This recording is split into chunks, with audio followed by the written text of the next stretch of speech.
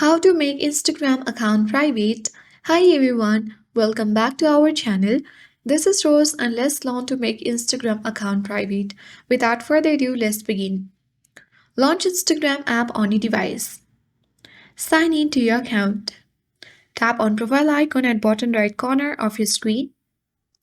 Tap on three-line menu icon at top right corner of your screen. So if you have a creator or business account, you'll be needed to switch to a personal account.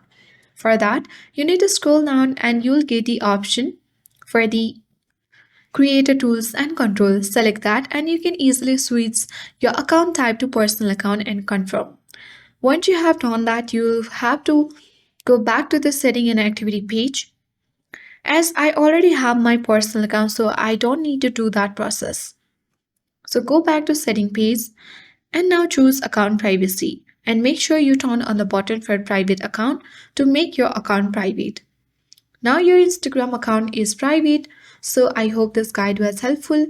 If it was, then do like, share, comment and don't forget to subscribe. Thank you for watching and I'll see you in the next video.